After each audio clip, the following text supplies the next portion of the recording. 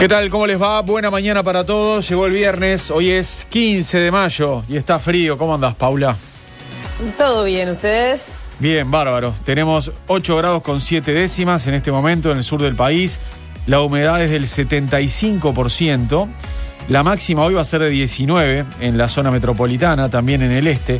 Algo nuboso y nuboso de mañana y de tarde nuboso. Mientras tanto, en otras zonas del país, en el centro de Uruguay, por ejemplo, hay 6 grados ahora, 89% de humedad. El momento de más calor será de 19 grados, la mínima fue de 1. De mañana va a estar algo nuboso y nuboso, con heladas agrometeorológicas, y de tarde nuboso con periodos de algo nuboso. Por su parte, vamos a ver la cosa... Ahora que dijiste sí, heladas, qué frío que hizo ayer. Ayer sí que se notó una diferencia, sí, ¿o no? ¿Vos a qué hora lo sufriste más? Y de noche. De noche estuvo brava, ¿no? Sí, yo con Sarí el canal, una cosa gélida estaba la situación. Ahí va. En el norte, 4 grados con 4 décimas y una jornada absolutamente clara, Va a estar soleado por allá, frío pero soleado, claro y algo nuboso en la mañana, y de tarde ya con una máxima linda de 22 grados, algo nuboso y nuboso con periodos de claro, sin lluvias. Todo pasa. Las noticias en bandeja. El presidente Luis Lacalle Pou anunció que el reinicio de clases en zonas urbanas comenzará por primaria y será conjuntamente en todo el país. Tenemos para evaluar 2 documentos. El miércoles que viene, seguramente, si hay algún anuncio, se hará allí. La idea es seguir con primaria, no avanzar todavía en educación media y, dentro de lo posible, generalizarlo, dijo el mandatario en Río Negro. Los maestros le pidieron a la ANEP que los jardines de infantes y las escuelas especiales sean las últimas en regresar a las aulas. Elvia Pereira, dirigente del sindicato de Magisterio, dijo tras reunirse con Robert Silva que en los niños más pequeños es imposible mantener la distancia física que recomiendan en estos momentos. El ministro del Interior, Jorge Larrañaga, dijo que el Estado uruguayo va para adelante en relación a la extradición del narco mexicano Gerardo González Valencia, que ayer viajó y llegó a Washington para ser sometido a la justicia estadounidense. Durante la conferencia, Larrañaga cuestionó que el proceso de extradición haya demorado 4 años y destacó que desde que asumió el nuevo gobierno se trabajó en el caso para concretar la salida del peligroso recluso de Uruguay. Después de idas y vueltas, Cabildo Abierto resolvió llevar al Parlamento a 4 ministros por el contrato con la empresa UPM, con el que mantiene reparos y espera cambiar o renegociar. Los jerarcas citados, a los que pretende cuestionar el diputado Eduardo Lust, son Azucena Arbeleche, Omar Paganini, Luis Alberto Heber e Irene Moreira, cabildante como Lust y esposa del líder partidario, Guido Manini Ríos. Estados Unidos aumentó la presión militar sobre China en medio de las crecientes tensiones en el mar de China Meridional y acusa a Beijing de tratar de aprovechar la pandemia de COVID-19 para extender su esfera de influencia en la región. En las últimas semanas, los barcos de la Marina norteamericana y los bombarderos B-1 de la Fuerza Aérea emprendieron misiones destinadas a enviar el mensaje de que las Fuerzas Armadas de Trump mantendrán su presencia en la región. Y la Bundesliga, que vuelve a la competencia mañana en Alemania, aprobó la posibilidad de que los equipos puedan hacer 5 cambios por partido en lugar de 3 hasta el final de la temporada.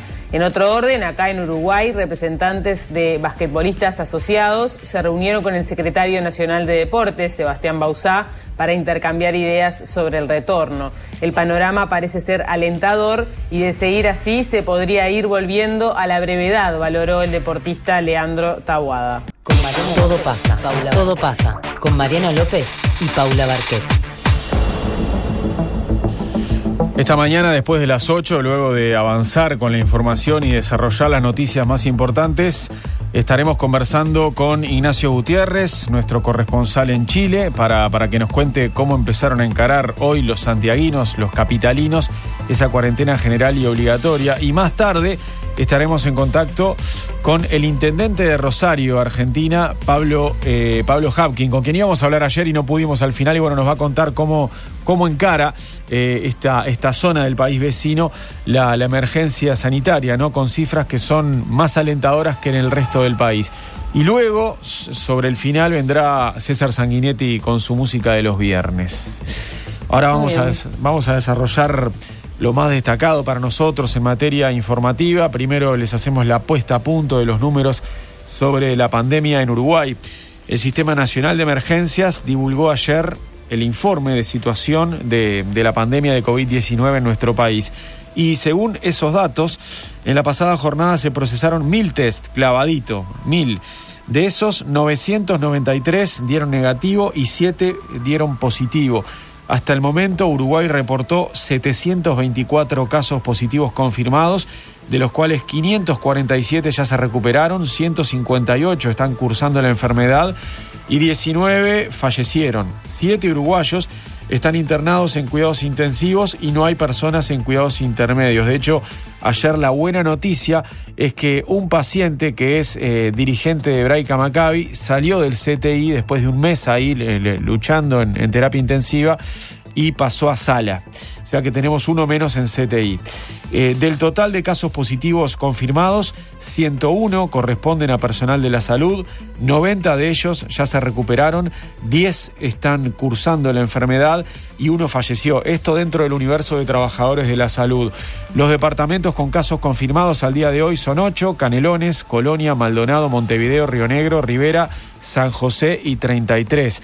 Desde que se declaró la emergencia sanitaria en el país, el 13 de marzo, se han procesado 31.209 test y de ese total 30.350 dieron resultado negativo y 859 arrojaron el resultado positivo.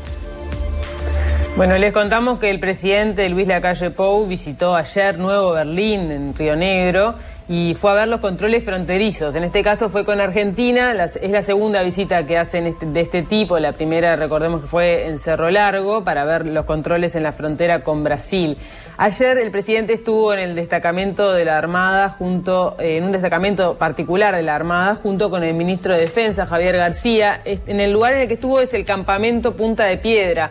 Es una base que se encarga del patrullaje fluvial del río Uruguay y bueno, Lacalle estuvo visitando allí, se embarcó en el patrullero oceánico Maldonado, que se usa para la vigilancia de fronteras, incluso navegó el río.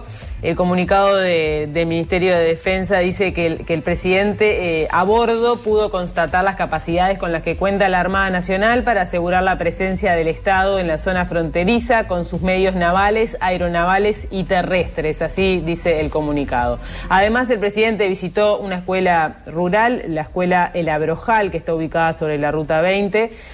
Asisten 5 alumnos a esta escuela. Y después, en una rueda de prensa, el presidente adelantó que el inicio de clases se hará finalmente comenzando por primaria. Anunció también que será una medida a nivel nacional y que seguramente los detalles se anuncien durante una conferencia de prensa el próximo miércoles 20. La idea es seguir con primaria, no avanzar todavía a educación media, y la idea es, dentro de lo posible, generalizarlo, pero no me hagan que les diga más porque... Escuelas de ciudades del interior, es la idea. Generalizarlo. Primaria, pero insisto, no me hagan decirle una fecha ni cómo va a ser, porque soy respetuoso de los dictámenes. Si nosotros tenemos la suerte de tener un conjunto de científicos que le ha dedicado su tiempo y su conocimiento al país, vamos a escucharlos. Obviamente la decisión es del gobierno, la decisión no es de los científicos, es del gobierno, pero ese es un insumo importante que de aquí al miércoles vamos allá a tener todos esos necesarios para dar este próximo paso. Bueno, en principio se había pensado hacerlo primero en el interior urbano y después en el área metropolitana, pero bueno, ahora Lacalle dice que la idea es finalmente generalizarlo en todo primaria. Ayer comentamos que el comité de expertos que asesora al gobierno habría dado luz verde para esto, simplemente hay que avanzar todavía en un cronograma que no está claro. Un apunte, dice Lacalle que lo va a anunciar el miércoles y seguramente lo haga en un horario central, ¿no? Y esto va a coincidir, ayer se hacía notar en redes sociales que esto puede llegar a coincidir con el mensaje por el día de... La marcha del silencio. Se conmemora la marcha del silencio, los desaparecidos. Entonces, bueno, ahí también podría haber una polémica si el presidente sale justamente a esa hora dando un mensaje sobre educación en vez de como concentrarse, digamos, en esto otro, ¿no? En esta fecha tan especial y que genera tantas sensibilidades, ¿no? Bueno, Lacalle habló también sobre la brecha educativa que se ha ampliado en esta pandemia, lo hemos hablado también. Sostuvo que a veces se aprende más en el recreo que en el aula. Es así, y no necesariamente por un tema de conectividad, que podría serlo. Es un tema mucho más basado en temas socioculturales. Donde hay muchas veces un padre, una madre o ambos que de alguna manera están arriba, que de alguna manera los estimulan, de alguna manera les exigen a sus hijos estar conectados, y en otros lugares no. Entonces, si ya Uruguay tenía una brecha educativa importante, ustedes la conocen bien, esto lo aumenta. Además, todos sabemos que la educación a distancia es una buena cosa, pero no hay como los procesos de sociabilización de los chiquilines. No hay como tener un docente enfrente, no hay como tener un compañero al lado. Muchas veces se aprende en el recreo lo mismo que se aprende en las aulas, la práctica de deportes, etcétera, etcétera. O sea, en este momento de pandemia, la educación a distancia se fue una buena cosa para aquellos que la tenían a su alcance y la utilizaron. Y como tú bien decías, en los quintiles más bajos eso no sucedió con tanta intensidad como en otros, pero nosotros apelamos a que la sociedad tenga su contacto con otros niños, va por ahí.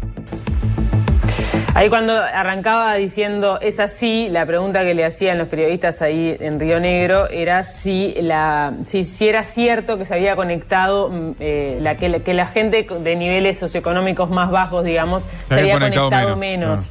Y ahí decía, es así, y no es solo por un tema de conectividad estrictamente, sino por un tema más bien social y cultural. Es algo que han dicho también Robert Silva y Pablo da Silveira en los últimos días, sí. ¿No? Bueno, y habló de otros temas. Se refirió, por ejemplo, al desempleo, que también ha hablado otras veces, pero habló de la cifra de febrero, esta cifra que superó el 10% ya previo a la pandemia.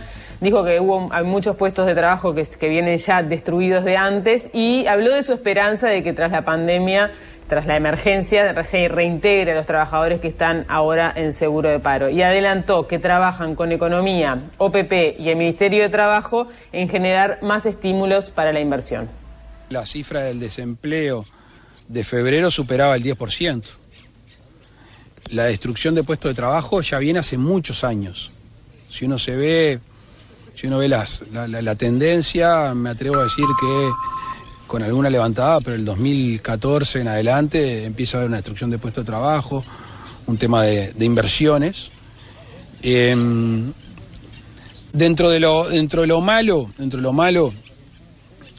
el seguro de paro hace que uno pueda pensar que cuando estemos en la nueva normalidad se vuelvan a tomar esos trabajadores, ¿no? Cuando ya es un despido, cuando es una bajada de cortina de un comercio o una explotación, ahí ya es más complejo.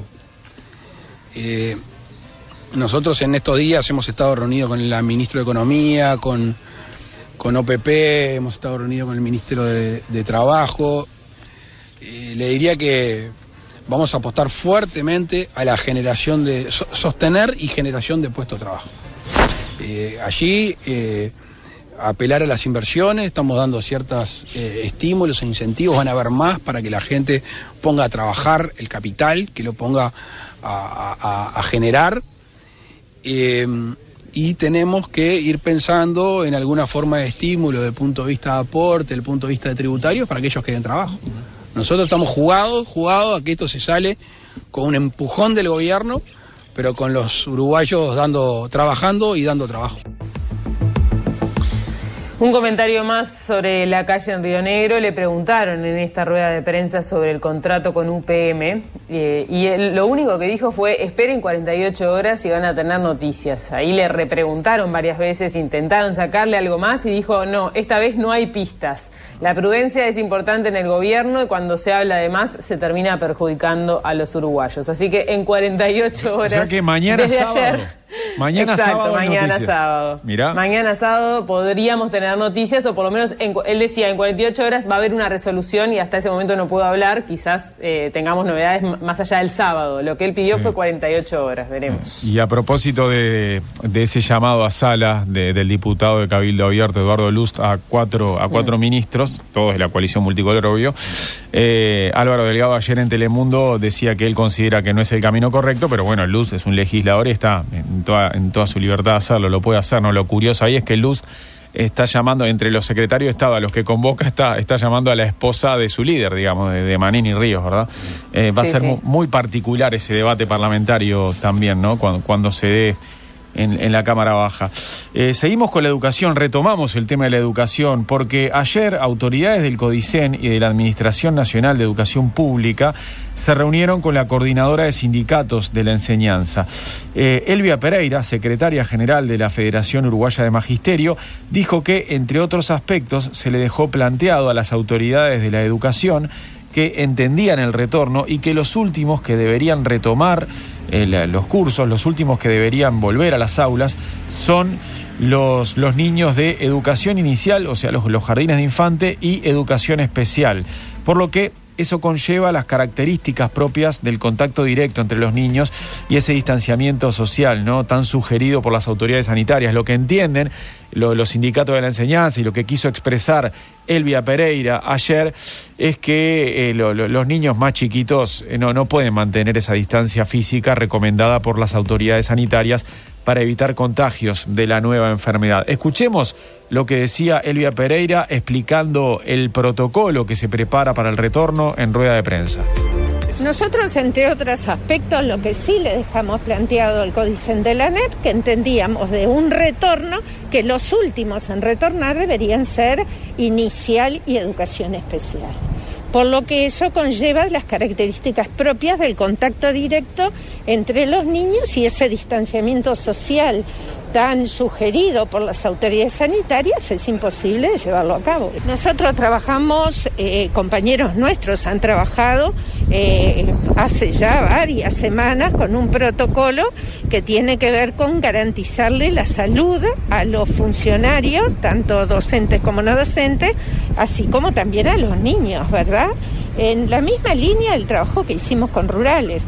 Este protocolo hoy no lo firmamos porque tenemos que pasar por nuestras instancias orgánicas algún aspecto del mismo que lo estaremos claramente firmando la semana que viene, el día martes. En la mayoría de los puntos de protocolo estamos de acuerdo.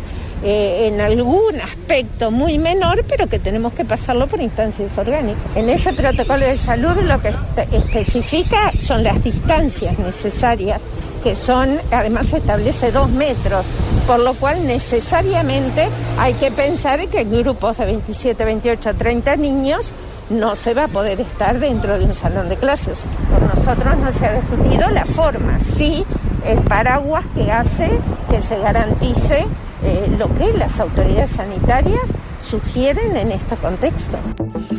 Y otro de los que brindó declaraciones fue el secretario general de la Federación Nacional de Profesores de Educación Secundaria, FENAPES, José Olivera.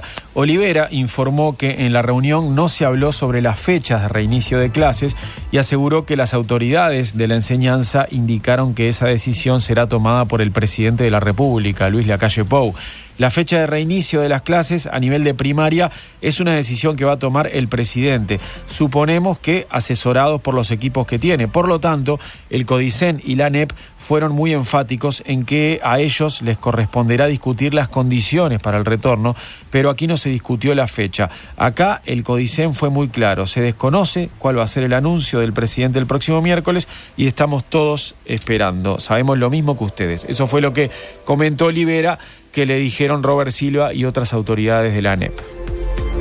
Sí, lo cierto es que los sindicatos han tenido que flexibilizar bastante sus posturas, ¿no? Al principio estaban de punta contra el comienzo, el reintegro de los alumnos a nivel presencial en todos los niveles. Ahora el foco está puesto sobre todo en los más chiquitos, claro, como es lógico, que son los que más dificultades tienen. Pero sí, han ido como bajando un poco, viste, el tono, digamos, tuvieron que hacerlo, los reclamos. Y de la reunión de ayer se desprende que ahora ellos entienden que hay que volver. Decían, ¿no? Hablando con los medios, on the record y off the record, bueno, ahora los sindicatos entienden que el retorno es posible y se tiene que concretar. Claro, y que no ha generado tampoco, la vuelta de las escuelas rurales no generó ningún cataclismo, entonces Exacto. también eso apoya de alguna manera la postura del gobierno. Les contamos ahora sobre otro tema, porque el Instituto Pasteur estudió las muestras de 3 pacientes que habían enfermado en el Hospital Vilar de Bo. ¿Se acuerdan aquel brote que alcanzó a 58 usuarios que dieron positivos de COVID-19? Y bueno, este estudio demuestra que habría un nuevo origen del virus que circula en Uruguay, una nueva cepa que habría ingresado al país. Sería la 4ª variedad genética. ¿Se acuerdan que habíamos hablado de que ya habían secuenciado 3 ya previamente? Bueno, esta sería la 4ª variedad genética de coronavirus introducida en Uruguay. Las 2 primeras habían llegado a fines de febrero desde España y Canadá. La tercera la habías traído vos, Mariano, ¿te acordás que habíamos hablado? La tercera provenía de Australia. Y en esas fechas, ¿no? Sí. En el comienzo de marzo, exactamente. Y la 4ª, entonces, tiene un origen que dicen que es menos evidente, porque es una cepa que está diseminada por casi todo el mundo, aunque, dice Gregorio Iraola, el responsable del Laboratorio de Genómica Microbiana del Pasteur, que habló con mi compañero Tomer Urwix del País, decía, esta cepa se parece demasiado a las que circulan en India y en Estados Unidos. De hecho, hay estudios concretos en Estados Unidos para ver si esta cepa que se encontró ahora, la 4ª en Uruguay, tiene algún factor que explica un mayor contagio. Todavía no hay nada demostrado en relación a eso. Pero bueno, lo cierto es que es una cepa muy diseminada en el mundo, esta 4ª que se encontró entonces en Uruguay. El equipo de 6 científicos uruguayos del Pasteur y de la Universidad de la República secuenciaron entonces el genoma de 3 muestras de pacientes del Vilar de Bo. Una aclaración antes, y es lo más técnico, ¿no? Cada organismo vivo tiene su identidad, su información genética, que lo hace ser parte de una especie, de una familia y de una variedad. La decodificación de esa identidad se permite mediante la secuenciación del genoma, y esto sería un orden de letras, así se expresa, un orden de letras A, T, C y G, que repetidas y alternadas de distintas maneras evidencian una composición única de una molécula de ADN. Eso que acabo de decir, tratando de simplificar, es lo que hicieron estos científicos del Pasteur y lo siguen haciendo buscando distintas variedades del virus. Bueno, pese a que en una primera lectura se podría pensar que esta 4ª cepa viene a ser una mala noticia porque significa que hay presencia de más orígenes de coronavirus en Uruguay, los investigadores entienden que no, que es un hallazgo positivo porque permite avanzar en el conocimiento, ¿no? de lo que está circulando. Además, significa que el brote en el Vilar de Bo no se originó a partir de la transmisión comunitaria de las 3 cepas anteriores, sino que bueno, que hay un 4º foco más, ¿no? Un 4º origen más. Ya se había adelantado que la causante de todos los males no era Carmela, y que pese a aquel casamiento fue, como dicen los investigadores, un multidiseminador. Así le dicen los científicos, pero la marcha de las infecciones tuvo distintos orígenes y esto sigue confirmándolo. Cualquiera de las 4 cepas no necesariamente varía en su capacidad de contacto ni en su virulencia. Y bueno, ni siquiera podría decirse que estas variedades se introdujeron al país por pasajeros que hayan venido, yo te decía, vos la trajiste vos, pero bueno, no necesariamente vino de alguien que provino de esos países, sino que bueno, también se sabe que pudo haber sucedido de un contagio en aeropuertos y antes incluso, aparte, ¿no? Exacto, a mí que alguna de las cepas ya estuviese en otros países y que haya venido desde otros lados. Me sorprendió mucho lo que verificaron científicos en Brasil hace algunos días, que dicen que a mediados de febrero, en el Carnaval de Río, ya estaba circulando el virus en Brasil y en Río. Y entonces digo, estamos todos locos, ya estaba ahí cuando los casos en Brasil y en América del Sur, se destaparon después. Es como que si ya estaba ahí, perfectamente puede haber entrado por Brasil. Yo tengo amigos que fueron al Carnaval de Río este año, por ejemplo. Entonces sí. Claro. Pero en aquel momento lo desconocíamos eso. Lo desconocíamos y seguramente que está bueno ese hallazgo también, te muestra la capacidad del virus de ser totalmente asintomático y de pasar como una gripe también, ¿no? Porque si no lo detectaron, si no encontraron una característica muy particular de lo que estaba pasando, En el caso de que los pacientes hayan llegado a CTI, no sé, me imagino que si ya circulaba habrá habido enfermos y habrá habido quizás enfermos graves. Bueno, también te muestra que podría haber pasado como un virus más, a eso me refiero, ¿no? Y que no lo detectarán como COVID-19 en ese momento. Claro, exacto. Vamos a escuchar al ministro del Interior, Jorge Larrañaga, que ayer brindó una conferencia de prensa en la Torre Ejecutiva. Fue la única conferencia que se hizo en Casa de Gobierno y obviamente el tema central era la extradición concretada de Gerardo González Valencia, uno de los líderes de la banda narco Los Queenies. Ayer les contamos acá de mañana, les dijimos lo que había sucedido tempranito cuando lo llevaron desde el Penal de Libertad hasta el aeropuerto de Carrasco, hasta la base 1, hasta la base aérea número 1, en un gran operativo que incluyó también hasta autos particulares en una avanzada por el camino, haciendo de cuenta que eran autos comunes y corrientes y que en realidad eran autos de la policía, ¿no? Que iban adelante observando que nadie se metiera, por las dudas. De todas maneras... Está buenísima las imágenes, cómo se registró todo el operativo. Sí, buenísima. Y la actitud de él, ¿no? Está todo flaquito ahí, sí, tranquilito. Con el busito celeste, yoguineta. Con el busito celeste, sí, lo ves en la calle y es cualquiera, ¿no? Sí, obvio.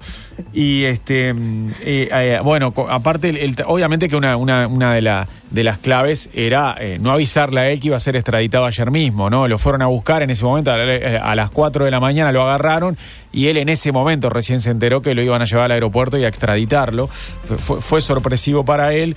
Y cuando llegaron, como les contábamos ayer de mañana, estaba el ministro del Interior, Jorge Larrañaga, esperando y observando todo detenidamente hasta que lo subieron al avión y allí ya le escribió al presidente Luis Lacalle Pou para decirle: nos sacamos este peso de encima, ahora está en manos de la DEA, ya se lo llevan. Porque aparte la entrega a las autoridades estadounidenses fue en el aeropuerto mismo, ¿no? Esto es como en las series de narcotraficantes que vienen los de la DEA al país a buscarlo, ¿viste? Bueno, fue igual. Estaban en el aeropuerto los estadounidenses enviados por la investigación para ya hacerse cargo del narcotraficante mismo en tierras uruguayas, en la terminal aérea. Y ahí en el aeropuerto lo agarraron y lo subieron al avión y se lo llevaron a la capital, a Washington, a donde llegó anoche. Ahora será sometido a la justicia norteamericana. Y ayer, en esta conferencia, Jorge Larrañaga cuestionó que el proceso de la extradición haya demorado 4 años y además destacó que desde que asumió este nuevo gobierno se trabajó siempre en el caso para concretar la salida de este peligroso recluso de Uruguay. ¿Por qué? Porque era un riesgo tenerlo en nuestro país, ya había datos de que posiblemente él iba a tratar de fugarse, por eso el traslado, la mudanza de los últimos tiempos de Punta de Rieles al Penal de Libertad, y por eso agilizaron todo el expediente y ya lo mandaron a Norteamérica ayer temprano. Ustedes saben que la extradición en el marco del derecho internacional es la expresión máxima de solidaridad en la lucha contra el crimen y en este caso en la lucha contra el narcotráfico. Es el símbolo claro de que el Estado uruguayo, el gobierno uruguayo va para adelante en causas de esta significación, básicamente contra el narcotráfico. Y por eso adoptamos todos los medios, agotamos todas las instancias en un operativo importante para la policía, para dotar de la máxima seguridad al procedimiento. Es cuestión para dar cumplimiento en tiempo y en forma en función de los plazos constitucionales y legales y de los dictámenes establecidos por el Poder Judicial. Bueno, hemos demostrado de que estamos en condiciones de cumplir con la normativa, de cumplir con la Constitución, de cumplir con las leyes y de tener un preso de estas características en un establecimiento penitenciario. Y en ese sentido la policía ha actuado con enorme celo y hemos directamente intervenido en todo el proceso, día a día, teniendo especial preocupación sobre esa situación en particular, porque éramos plenamente conscientes que el cumplimiento de nuestra tarea se daba exclusivamente en tanto y en cuanto el avión del Estado requirente despegara cumpliendo el objetivo que por suerte en esta madrugada se llevó adelante y por lo tanto nos sentimos muy satisfechos.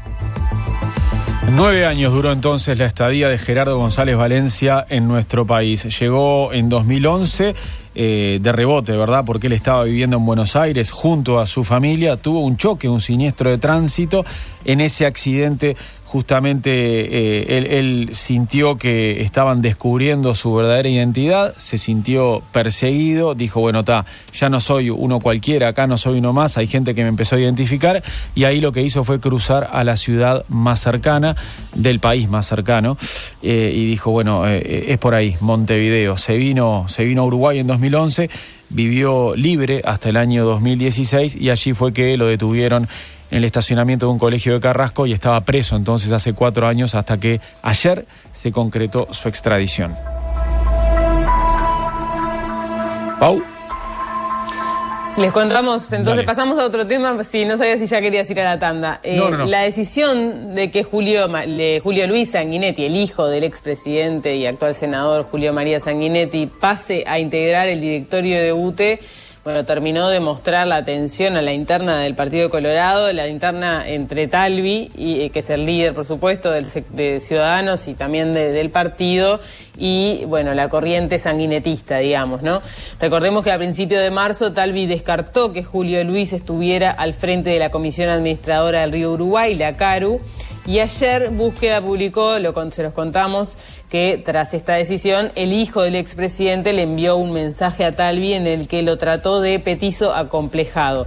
Bueno, el país consultó a Julio Luis Sanguinetti ayer después de esta publicación, aseguró que en el mensaje nunca había aludido a la estatura de Talvi, sino que solamente se había referido a su forma de hacer política, tildándolo de acomplejado. Búsqueda menciona también, en base a fuentes, que Sanguinetti hijo lo amenazó a Talvi. Bueno, él negó que esto haya sucedido. En el diálogo con El País dijo, no lo amenacé de ninguna manera. Acá lo importante es el contexto. El WhatsApp es del 6 de marzo, que justamente cuando fue que Talvi no quiso que Sanguinetti pasara a la CARU. El mensaje es consecuencia, decía él, de la proscripción de Talvi a mi persona, que además me la enteré por televisión. Nosotros estuvimos reuniéndonos todo diciembre, todo enero, todo febrero, y en ningún momento él manifestó ese parecer y ese sentir con relación a mí. Cuando me entero por tele, le mando un WhatsApp para ver por qué no tenía en cuenta mi currículum, nada más. Cosas duras hay, pero no hay amenazas. Esto es al otro día, entonces, de que Talvi sale diciendo de los hijos de los políticos, desconociendo el trabajo que hice durante 2 años, pero eso corre por cuenta mía, decía él, es un tema personal, pero no conmigo, sino con toda la familia. El corte no es solo con Julio Luis, es con Sanguinetti también. Y además dijo que Talvi nunca le respondió, dijo no contesta nunca, y a Sanguinetti le pasa lo mismo, a Sanguinetti a su padre, ¿no? Ya metió Julio Así María. Estuvo revelando, ya lo metió al padre también.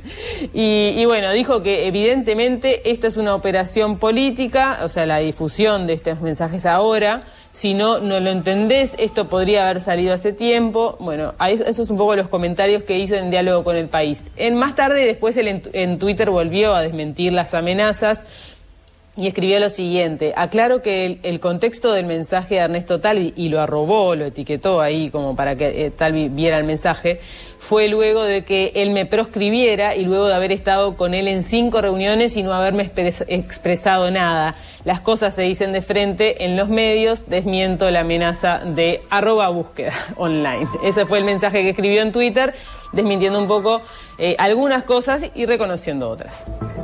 Todo pasa. Todo pasa. Los leemos en el 093-6051, en todopasa@oceano.uy y en nuestras redes. Todo pasa Océano en Twitter, Instagram y Facebook. Ya son las 7:38 de la mañana y recibimos a Nicolás Delgado. ¿Cómo andás, Nico? Buen día, Mariano. Buen día, Paulita. ¿Cómo andan? Paulita está haciendo algo, Sí. capaz que algo en materia informativa o algo en materia familiar, ¿verdad? En materia personal también Sí. puede ser. Hola, ¿qué haces, Nico? ¿Todo bien? Hola. Algo doméstico. Algo doméstico. Está bien. Y a las ¿Todo espaldas de bien, y Mariano, vos? Te cuento, Paula, que sale Sí, el se te sol. escucha. Detrás de las nubes se ve el sol maravilloso, lindo. Muchas nubes, pero bueno, se deja ver el Astro Rey. Se deja ver si hoy Sí, vamos- yo lo veo también desde acá. ¿Ah, sí? Lo veo. Tendremos un Está viernes. nublado, está nublado y va a estar helado hoy, se nota. Aunque, Frío, sí, sí. aunque vos decías 19 grados, pero para mí va a estar frío. Yo ya siento que está frío, sí. Sí, está 19 la máxima, el momento de mayor calor. Igual capaz que la sensación es de menos, ¿no? Porque va a estar ventoso, yo qué sé. Pero bueno, disfruten que es viernes, que mañana hay que... Algunos no laburan mañana, otros tendrán que salir de mañana, como cualquier sábado, ¿verdad? Ayer volví, además de ir a la movilización Sí, pero- que hubo en el Sí, Palacio claro, pero Legislativo. nosotros No, ¿tú qué? ¿Nuestro qué, Paula? ¿Qué ibas a decir? no, estoy con un delay importante, Sí, ¿no? sí. Que nosotros no tenemos que madrugarse, evidentemente eso cambia bastante. Eso es fundamental, es clave, sí.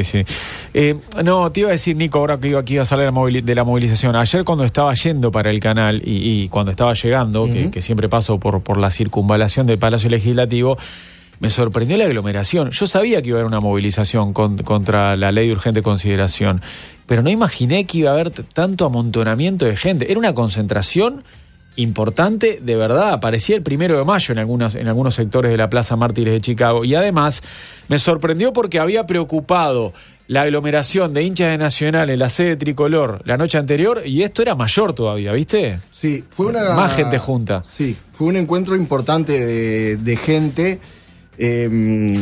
Y si quieres, ya arrancamos a contar cómo fue la movida, porque anduve por ahí, pude ver algo, no llegué temprano, es un problema que tengo y que me pasa habitualmente. No llegué temprano, pero llegué a ver algo para contarles. Ajá. Ayer entonces se concretó, lo más importante es que esta fue la primera movilización callejera contra una propuesta del gobierno, en concreto contra la ley de urgente consideración que se está discutiendo en el Parlamento. Las organizaciones que convocaron a esta protesta fueron dos. Colectivos, que es una organización que surge de la movilización contra la reforma constitucional impulsada por Jorge Larrañaga bajo la consigna Vivir sin miedo. Ahí adentro, por ejemplo, están Plenaria, Memoria y Justicia, Fogoneros y otros grupos. Bueno, eso te iba a decir. ¿Sabes lo que pasa? En un momento se planteó eso, que colectivos iba a hacer algo... Nuclear a varios movimientos. Iba a sí. nuclear a varios movimientos y iba a surgir como una especie de nuevo grupo surgido de colectivos contra la represión. Pero ayer, la proclama principal, que decía no a la LUC, se leía colectivos contra la represión, con lo cual no queda del todo claro todavía si este es un grupo nuevo, si no, y si están todos englobados bajo ese grupo. Pero ahora vamos a ver, porque si bien hubo dos grupos convocantes, hubo muchos otros que adhirieron a la movilización, ¿sí? Colectivos era uno de los organizadores y el segundo grupo es Reactiva, que es un colectivo de comunicadores que utiliza como medio de comunicación su página web, reactiva.com.uy. Y decía que ayer fue la primera movilización callejera contra el gobierno, y esto es cierto solo si se deja de lado la protesta que estas dos organizaciones realizaron el mismo día de asunción del presidente Luis Lacalle Pou. Ah, que lo esperaron cuando pasaba. Lo esperaron en la esquina de Avenida Libertador y Sí. Venezuela, en la explanada del IPA, y cuando el mandatario pasó en la cachila de su abuelo rumbo a Plaza Independencia para recibir la banda presidencial, le gritaron algunas proclamas y también lo insultaron. Entonces, si dejamos de lado esa primera protesta, que fue una protesta, Esta sería la primera. esta sería la protesta. En aquel momento habían unas 20 o 30 personas, no más de eso, en Libertador y Venezuela protestando contra el presidente. Ayer fueron muchísimos más. Sí, bastante gente, ¿eh? Y la movilización de ayer en las afueras del Palacio Legislativo fue entonces convocada por colectivos y Reactiva, pero decía, adhirieron varios grupos y quisiera al menos repasar algunos de ellos. Mujeres en Alerta, Ciudad de la Costa, Carbonero Antifascista, Bolso Antifascista, Resistencias de la Costa, Colectivo Carlos Molina, de Melo, Brigada Organización y Resistencia, Agrupación de Mujeres Pan y Rosas, Ni Todo Está Perdido, Coordinadora contra UPM, Rebeldía Organizada, Plenaria Memoria y Justicia, Espacio Antirrepresivo y por los Derechos, esto es de La Paz, Hemisferio Izquierdo, Plenario Intersocial María Romana de La Paloma Rocha, Coordinadora Anti-LUC de la Costa, Canal 15 de Salinas, La Izquierda Diario, Antimafia 2000, AES, CEUP, CC, Sexo, que es el Centro de Estudiantes de Ciencias sociales, Liminal Plataforma, Our Voice, Unión de Funcionarios de Codicen, Intergremial de Facultad de Arquitectura, Diseño y Urbanismos, ADES Montevideo, que es el gremio de profesores de secundaria, y Agrupación Qué Hacer de ADEOM. Con lo cual, esto puede explicar de alguna manera que haya sido una movilización que haya convocado a tanta gente, a pesar de ser organizada solo por estos dos colectivos. ¿Sí? O sea, adhirieron muchos más de los que convocaron. Ahí está.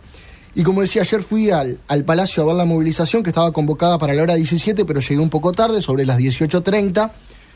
Y bueno, me perdí la lectura de la proclama, pero llegué a ver algunas cosas que me gustaría comentar.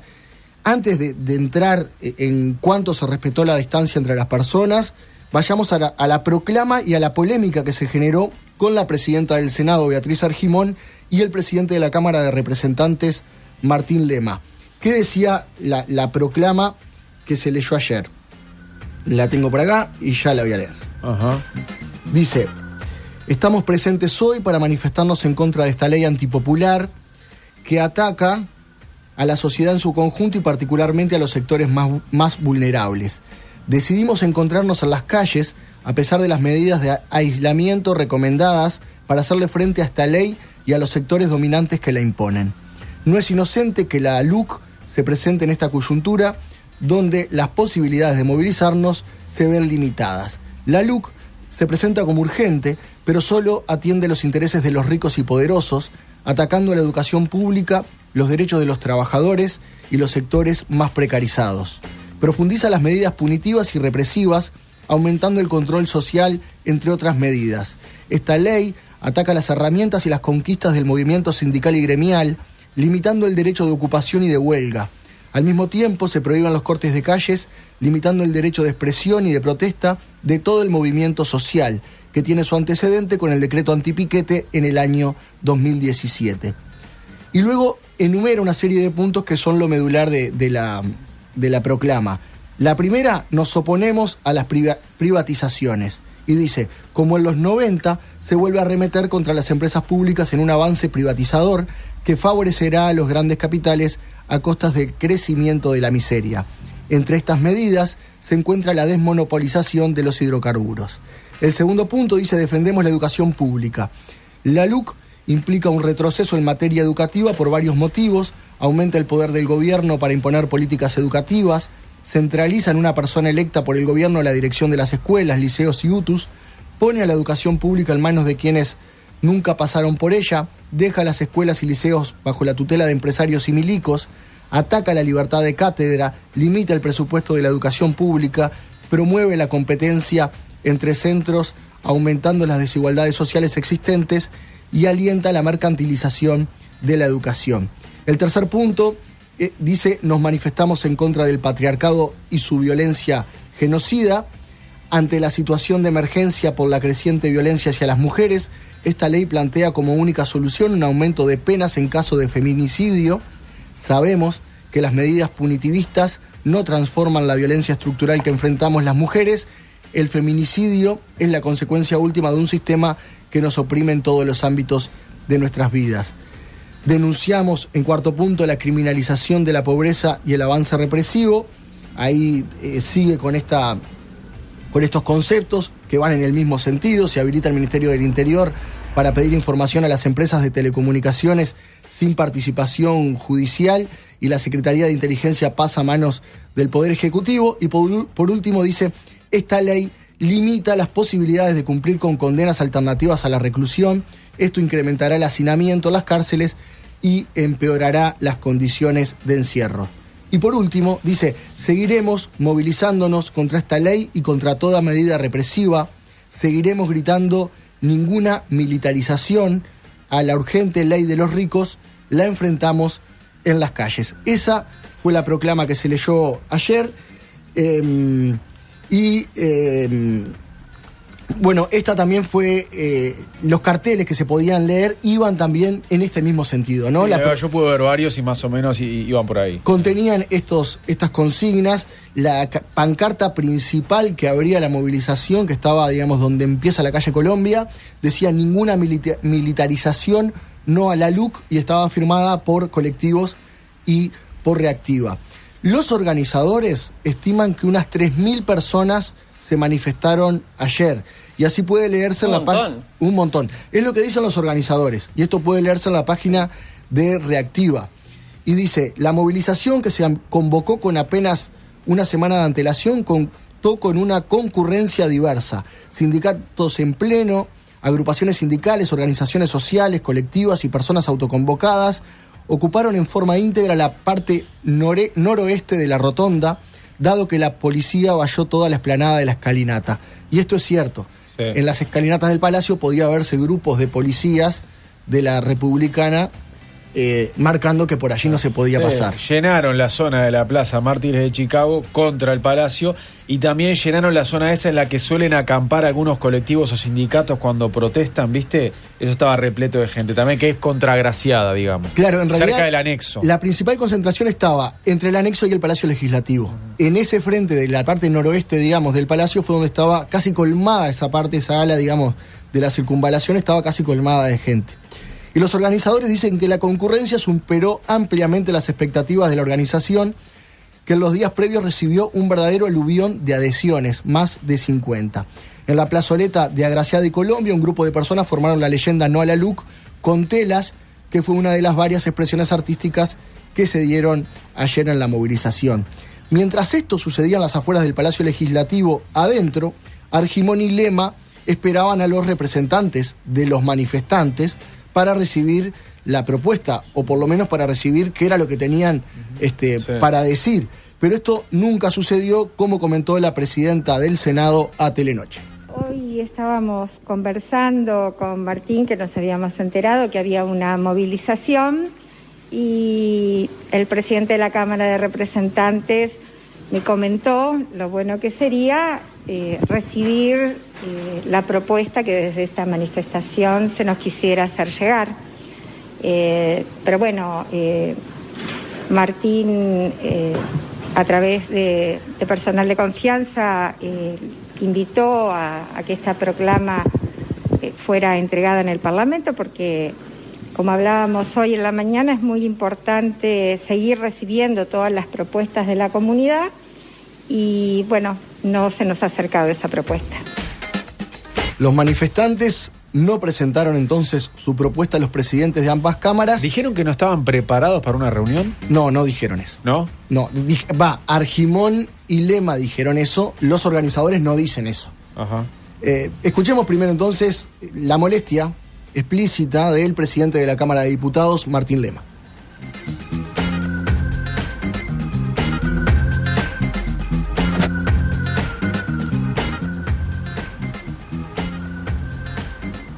Nos llamó la atención que esa movilización, en vez de terminar en una comunicación, terminó poniéndole fin a lo que fue la movilización. Escuchar, se escucha a todo el mundo. Acá hay una propuesta clara del gobierno que puede ser o generar acuerdos o no, pero lo bueno es el intercambio que lamentablemente en este caso no se pudo dar.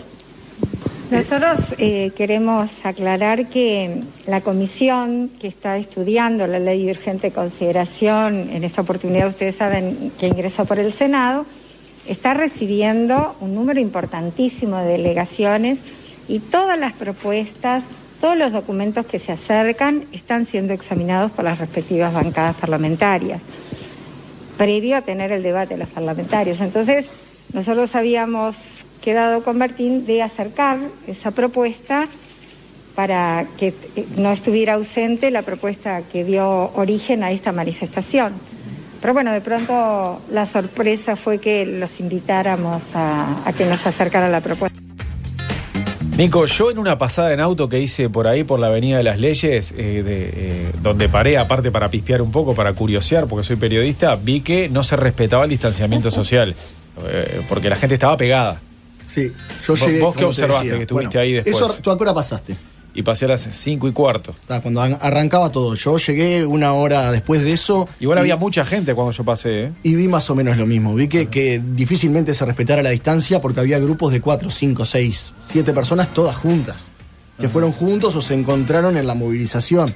A las 18:30 había unas 1000 personas. Estoy tirando a ojo lo que vi. Lo que digo es, los organizadores dicen que había 3000, una hora y media después de que empezó, quedaban 1000. ¿sí? Que no es un número menor, tampoco en un momento en el que se está pidiendo que la gente se quede en su casa, ¿no? Y sobre las 19 horas, 2 horas después de que comenzara la aglomeración, los organizadores pidieron por altoparlantes que los convocados se fueran disgregando hacia las veredas para dispersar la aglomeración que a esa hora seguía siendo notoria. O sea, 2 horas después de que empezó la protesta, seguía la calle cortada y los organizadores pidieron que se despejara la avenida y la mayoría de la gente acató.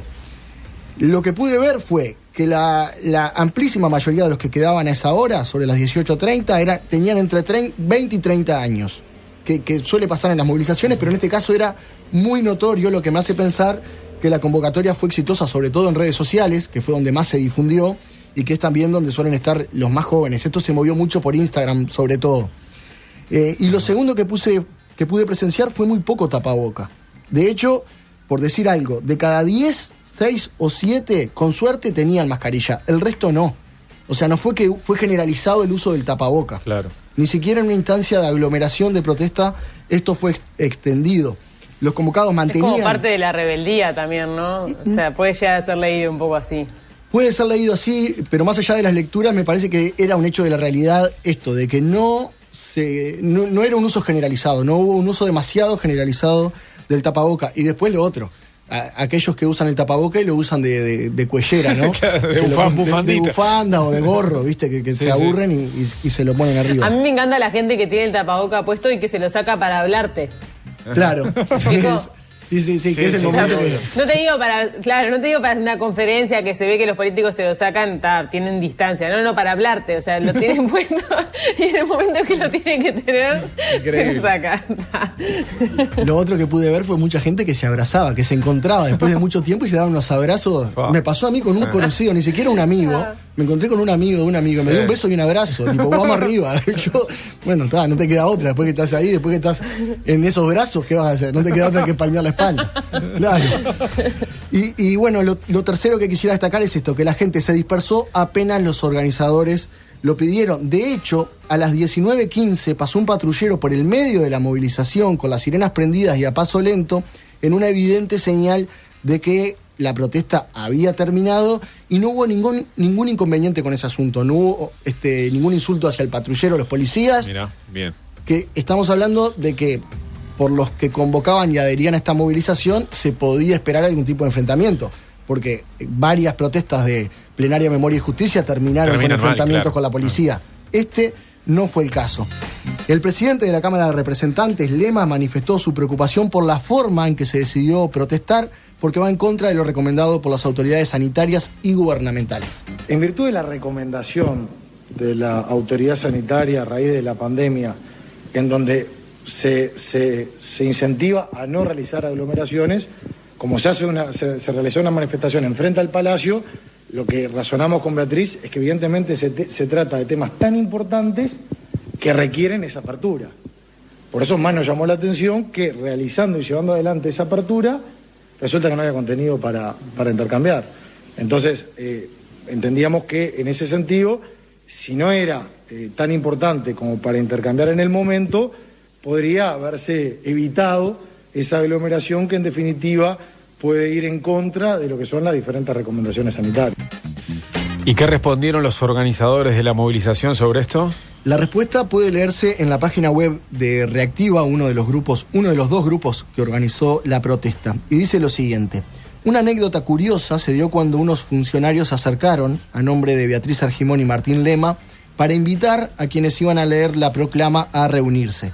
Evidentemente no entienden muy bien la dinámica de las movilizaciones, por lo que les compañeros tuvieron que contestarles que escucharan la proclama. Si Argimón y Lema quieren una reunión, pueden solicitarlo a las organizaciones convocantes.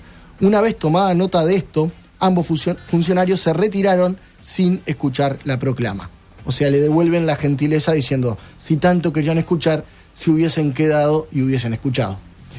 De esta manera, con este desencuentro, pero en paz, terminó la primera protesta callejera contra el gobierno de la coalición multicolor.